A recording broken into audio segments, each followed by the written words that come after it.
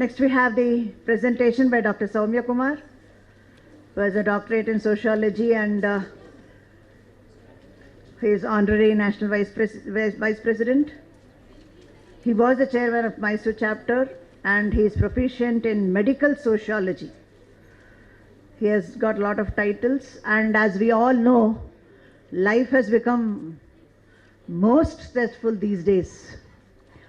It has a lot of impact on our mind, which in turn leads to psychiatric problems. So this is a most relevant topic that we are going to hear today. He's talking about Manovikaras, an Astro Ayurvedic perspective. I'm sure we'll all benefit. Remedies, of course, which may be useful to us and to suggest to others also. Thank you so much. It's a privilege to speak on this occasion. So I'll start with a small prayer. Sorry for interrupting. I request all of you to maintain silence and listen to the speakers, please. There are people who are listening, isn't it? It's not good if I tell you you're all elderly people. Please cooperate.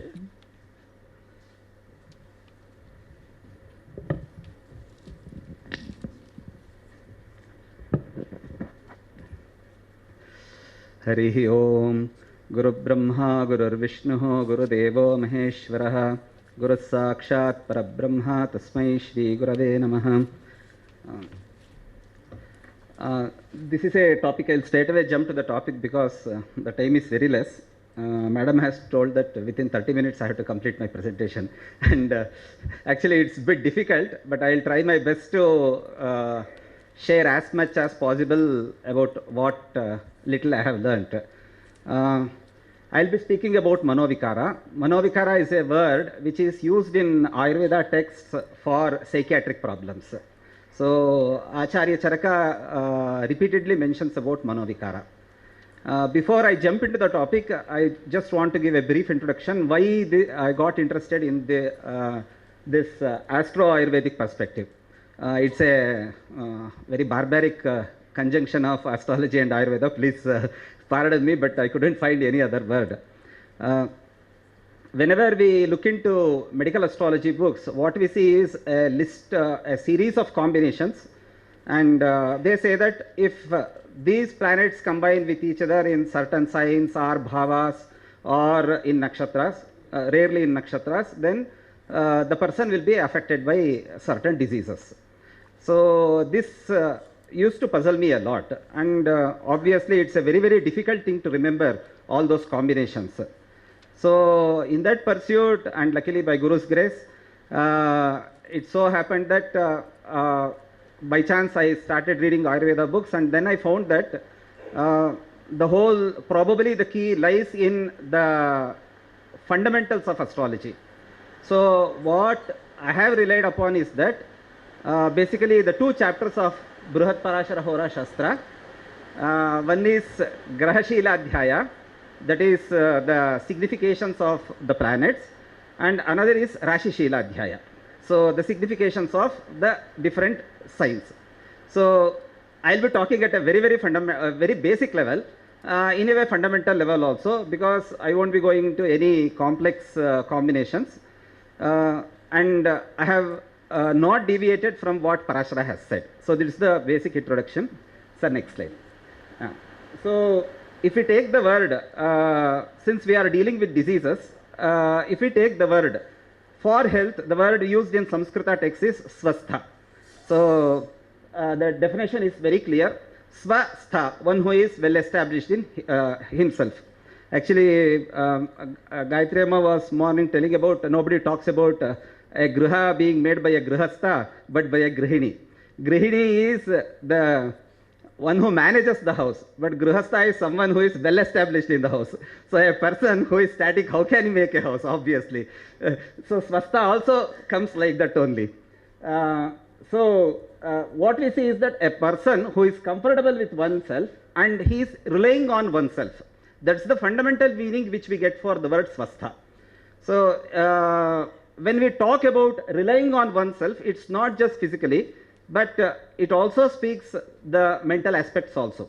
Of course, the modern definitions of health includes these things, but we have to remember that Charaka, Acharya Charaka and Sushruta were perceptive enough to talk about these things some 3,000, 4,000 years back. So next slide. So the opposite of swastha is aswastha. And the Vachaspatyam gives the definition as na swasmin swabhavya tishtati. One who is not in one's own swabhava. Swabhava is something which comes from birth. So when we take birth, we come with a certain characteristic physical and mental features. Whenever we deviate from that particular features, then we become aswastha. We become ill. That's the fundamental thing. So they also use the word prakriti or the prakriti. And Mahabharata says for aswastha, not being firm in itself. And Manu says, he gives a very straightforward definition, being Manu, feeling uneasy or illness. That's what he says. So next slide. I'm going a little bit fast so that I can cover as much as possible. And as we all know, the whole of Ayurveda is dependent on the principle of three doshas, Kapha, Vata and Pitta. So if these three doshas make up the human body, how does it make up the human body? Let us take it in the further slides. And sometimes Charaka also says that Rakta can also be considered as a dosha. Here the word dosha is very important, because normally we consider dosha as a negative thing. But the body is made up of three doshas. Therefore, dosha must be having something else, some other meaning. Let us try to look into it. So next slide. So the primary meaning of dosha is doshaha dushyate iti. So alteration, morbid element, disease, especially of the three humors of the body. This is the fundamental thing which we see. So there are two parts actually. One is alteration and another is the disease part. So not all alterations can be considered as morbid or negative. But there are certain alterations which can be negative and they are called as diseases. So to what exactly do you mean by tridosha? That's explained by Charaka as follows. So Charaka says there are two types of purushas. One is Virat Purusha or Loka Purusha. We can call it as, in our language, as Rashi Purusha or Kala Purusha. Okay. So this is one thing. And there is something called our human body. When the dosha enters into the Virat Purusha, then the human body takes birth. So when we speak about three doshas, there is a certain combination of Kapha, Vata and Pitta, which is totally balanced in the Virat Purusha, but which is not balanced in the human body. There is a certain alteration. This alteration comes from our birth. This is something which we have to remember. So sometimes a child may take birth with lot of diseases, by genetic diseases. That may be due to various reasons, but I am talking about normal healthy child. So there may be certain alterations.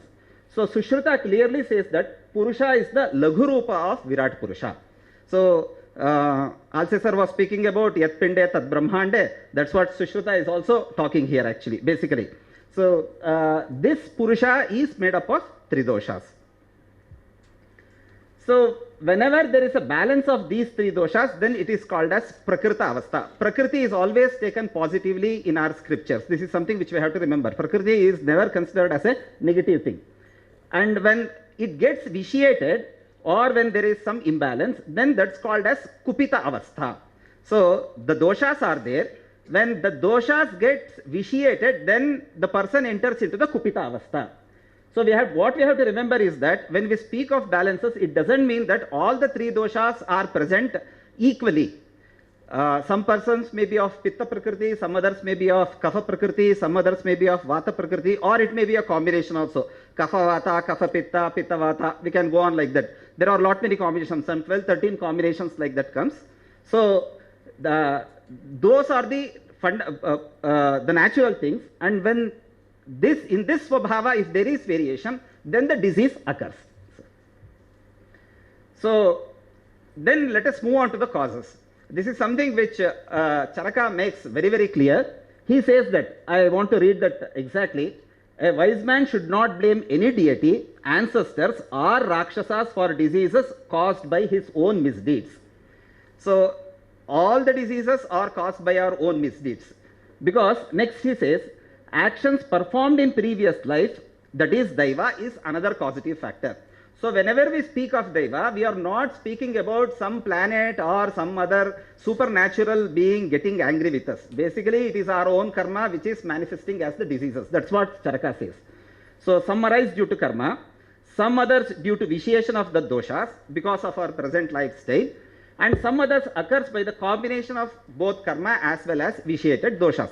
My favorite example is if a fiery planet is in the second house. I am talking at the Pravina level. If the fiery planet in the second house, the person tends to have very hot food, consume hot foods. Therefore, automatically it may lead to gastritis, ulceritis, etc., etc. So this is the basic thing. So this is something which comes in the Prakriti, but it doesn't mean that we can't alter this. That we have to remember every time. So next slide. So now let us look into the doshas and the planets. So Parashara has clearly said that sun represents Pitta Prakriti, moon represents Bahuvata Kafaha. So the Vata is more and Kapha is less there. Mars is Pitta Prakriti. Mercury is Pittavan, Kafavan, Vipra, Maruta Prakristata. He represents all the three doshas. Jupiter is Kapha Prakritikaha. Venus is Kafadhikyo Anilatma. There the Kapha is H and Anilatma. Then the Vata comes. And then Saturn comes. Then Saturn is Anilatmakaha. And Rahu Ketu is generally taken as Vata. So all the three doshas are represented by the 9 planets. So the 9 planets by their placement or by their association should give us some clue about what diseases a person may get or he may suffer. So, next slide. So now let us look into how the mind comes into existence. So Charaka says the fetus grows steadily with the help of reproductive element, that is the Andanu and Viryanu, Pancha Mahabhutas, the subtle mind and the sap of food taken by the mother. So this is something which we all know actually, but he is making it very clear. But the manifestation of manas, which can't be translated as Guruji was speaking in the morning, it happens during the 5th month of the pregnancy in the fetal body. So the Manovikara, if there is a genetic problem as far as the mind is concerned, then it can happen only from the 5th month onwards. It can't be there earlier. That we have to remember. Then what is Manasa Dosha? So as we all know, there are three gunas, Sattva, Raja and Tama. For all other diseases, especially physical diseases, Charaka and Sushruta considers Sattva Guna also as one of the primary factors. But as far as Manas is concerned, Charaka is very clear that only Rajas and Tamas constitute the pathogenic factors. Sattva doesn't come there. So the clue is that whenever a Sattvic planet gets affected, then the problems may arise. And obviously we know that these Rajas and Tamas are represented by the Arishad Vargas, Kama, Krodha, Lobha, Moha, etc. So Vata is responsible for the activities of the Manas. Once again, all these things are taken by Charaka. There are no disputes about it. So we have to remember that Vata is the primary dosha which is responsible for the Manas. Please remember, it is activities of Manas. It's not for the diseases of Manas, not diseases of the mind. Each of the Kapha, Pitta or Vata is responsible for one or the other activity in the human body. Manas is represented by, what should I say, it's moved by, the catalyst is Vata. That's what we have to remember. So if one gets excited by Vata, then it depresses mind, give rise to fear, grief, stupefaction, that is stern, feeling of being stern, feeling of helplessness, delirium, etc. So by excitement of Vata, it doesn't mean that it's only upward movement. It can be downward movement also. It can be anything. So, and he also clearly says that Manas is a Dravya inherited from the previous birth. So there he gives the a clear-cut idea about how the karmas of the person is clearly affecting the present status of the mind. So the beauty of Manas is that it's both Karmendriya and Jnanendriya. So if, once again, if I have to borrow from Guruji Shukla sir, If a person has jvara or diarrhea, etc., then the person will be physically weak, therefore he may feel delusional, he may become dejected, he may become very, very fearful, and all those things we see. So what happens here is that the first body gets affected and then the mind gets affected. This is one part. The second is manasika vikara, with which we are interested. There we see udvega, kama, shoka, etc. Then the sharira. So there are this fundamental distinction we have to remember. So whenever we speak about Manovikara, mostly we will be speaking about the Manasika Vikara. But it doesn't mean that the problem is not in the body. It may be psychosomatic also. That we have to remember. Sir.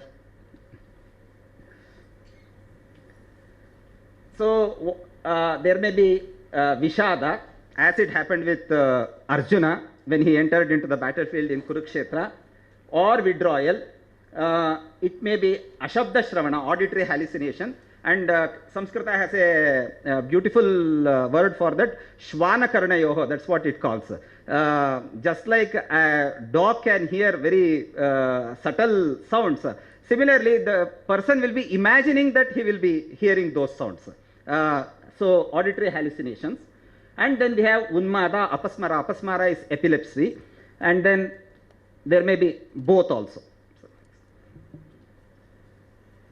So when does mental perturbation happens? This is, once again I am going back to Parashara. So normally what we see is that if Antardasha of Mars comes at the end of Pratyak Dasha, this we have to remember, not in all Dashas, but it's in the Pratyak Dasha, or end of Moon Dasha. Normally we know that Sandhi, Dasha Sandhi is a very critical period, but Mars and Moon Dasha play a very, very critical thing. Devakeralam gives a remedy for this. Rahu, Mars, Jupiter and Sun should be worshipped. That's just out of curiosity. So next slide. Then there is something called intellectual disability. I am using intellectual disability because that's the politically correct word now. Buddhimandyate, that's what we call in Kannada. But earlier we used to call it as mental retardation. Probably the word, we can call it as disability related to manas.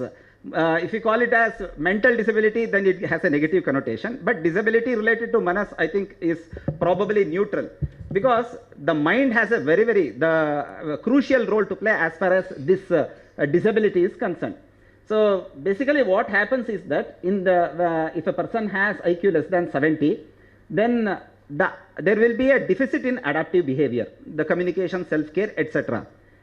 What happens here is that basically it's not that the mind is not perceiving. The mind may be perceiving actually, but the child may not be able to properly relate it analytically and logically. Therefore, there will be a gap between what it perceives and how it relates with the society. Because of that, this disability comes. Therefore, primarily the mind is affected. Because mind is affected, the buddhi is not able to work properly. That's how the sequence goes if you analyze it logically. So, for foolishness, we have Jadata, Alpa Buddhi and Abudha. Abudha, the word itself is very clear. And mental retardation is not mentioned directly. So, Ajnanatva, here we have the clear definition, have direct knowledge but lack the ability to think and understand. So, the child can't express whatever it has understood. The hidden knowledge doesn't come out. That's known as Ajnanatva. As far as this is concerned, I am not talking about regular Ajnanists like us. Okay. So, why this delay or gap occurs? That we have to understand. Sir. So, Charaka gives 5 factors for that. One is the gametes, the problem because of man or woman. Another is Atma Karma, the sinful acts. The third one is Ashaya, the uterine condition, if there is some problem in the development of the fetus. And then Kala, that is time and age of conception. And finally, Matra Ahara Vihara.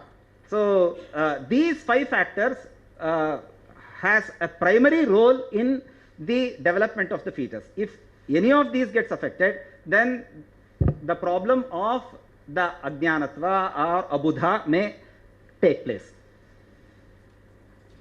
So, let us go back and try to consolidate everything. So, the primary dosha is Kapha and Vata. and then the primary, the guna dosha is tama. So sometimes there may be tridosha also. So kapha plus vata along with predominance of tamasa guna leads to impairment of buddhi. This is the conclusion we can draw from whatever we have understood as of now.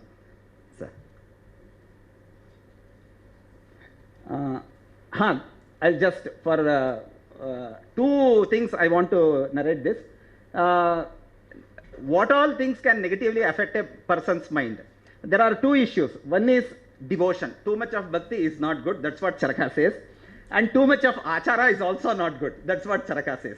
So anything which goes beyond control can lead to psychological problems. That's what Charaka is telling us. So of course, Sheela, habits, it can be positive or negative, or psychomotor activities, those are things are very, very common. But these two are very important. So if we take the problem called Unmada or madness, then it covers a wide range of symptoms. So what is Unmada? It's a disordered state of mind in which an individual has lost her or his power of regulating actions and conduct according to prevailing rules of society. This we have to remember. And this is not a definition given by me, this is a definition given by Charaka. So this is highly socially contextual, time contextual. So there can be one common factor for the whole thing.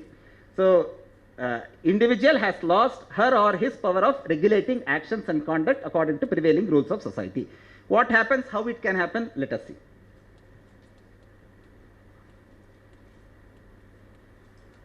Sir, skip it.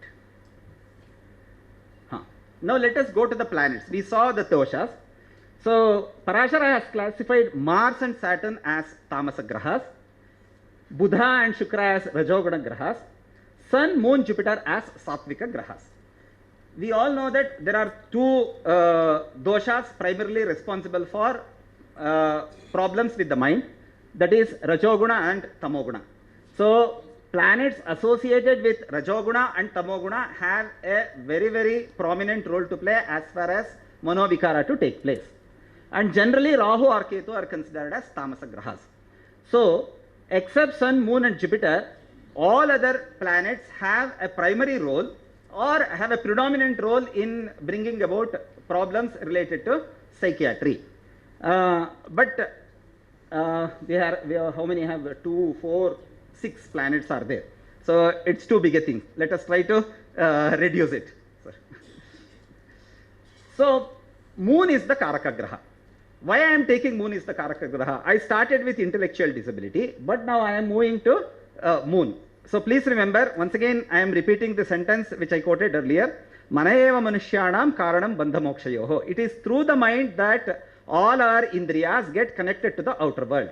Without mind, it's not possible. That's why there is a yoga called Amanaska Yoga. If a person wants to withdraw himself from everything, all it requires is that there should not be the mind at all. The mind should cease to be active. So Amanaska Yoga, that's called as. But it's not here. So Moon is the Karaka Graha. Unless there is this gap between the individual and the society to which he is trying to connect, then psychiatric problems can't arise. Sir, in this slide. And obviously the Buddha is the next important Graha. Buddha is important Graha for two reasons. One is he represents all the three doshas. The second thing is that he this whole problem is called as Abuddha, something which is negated by Buddha. Therefore Buddha becomes another Karaka. So affliction to these planets by Rajasic and Tamasic planets leads to Unmada. And especially if Saturn as Vata Graha is afflicted. Please remember, we are not taking Saturn as a negative Graha here. His nature is Vata, his nature is Tamasa. So we can't blame him, and Saturn will be there in one or the other house. So if there should be affliction to the Saturn, then only these problems can occur. That we have to remember. And Venus for uncontrolled desires, passion, etc. So we have reduced to 2 planets and how it can get afflicted by other planets, other Rajasic and Tamasic planets.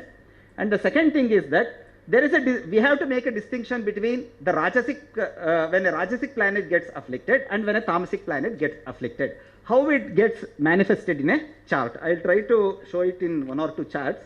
Sir, next. Next slide, sorry, okay, I will take this one example.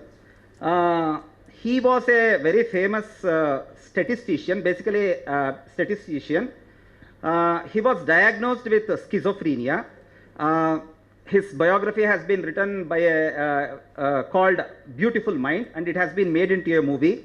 The movie got Oscar award, but more than that, John Nash came out of his schizophrenia, and later on he worked to such an extent in game theory that he was awarded with Nobel Prize in economics. So you can imagine the amount of torture he may have faced and how he came out and went on to establish himself. Unfortunately, both the husband and wife died in a car accident, but and he says, I partially deluded thinking for about 25 years, he says, and I struggled to came out of it. That's what he says. So a constant struggle was going on within John Nash's mind. So what was his background? He was a socially backward. He never used to mix with people, but a very, very intelligent child. He loved to be alone with books. He did his chemical engineering, then he moved to chemistry and then to mathematics. PhD from Princeton. So end of 1958 or early 1959, the problem of schizophrenia got manifested, and later on he was diagnosed with schizophrenia, and he struggled for almost all 10 years. 25 years. And he says, when he was about 45, 46 years old, he renounced his delusions. He made a conscious effort. Sir, chart over there. So let us look into his chart. This is his chart. I won't go into too much of details. I have just 2 more minutes. I want to take another chart. So as you can easily see, Moon and Mars are together. Saturn is afflicted by Ketu. He is retro. And then of course there are other combinations according to it. And I will give you a clue. You have already got the clue. 1958-59 he was diagnosed with schizophrenia. At that time the Dasha running was Sun, Jupiter, Saturn. So you please work on it. This data is available freely on the web, his data. You please work on it. So, but the primary thing is that there was affliction to Moon. So it was beyond his control. This was something which came, according to us, his past karmas. This was not something which he brought upon himself. Now let us look into another chart. 2 minutes. ಹಿಂದೆ ಇದಕ್ಕೆ ಹೋಗ್ಬಿಡಿ, ಸ್ಲೈಡ್ಗೆ ಒಂಚೂರು ಆಮೇಲೆ ಬರೋಣ.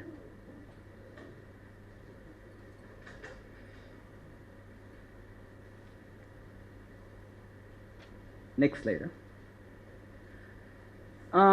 Aaron Carter, he is still alive, a famous pop and hip hop singer. I think in 1989 or something like that, he came out and said that he suffered from multiple personality disorders. He was diagnosed with schizophrenia, and he says that he suffers from acute anxiety and manic depressive. He was a manic depressive. He describes himself as such. So, and he has a history of drug abuse. Why this is relevant? Because Aaron Carter was born 2 or 3 minutes after his twin sister, and she doesn't have any problem. So let us go back to the chart.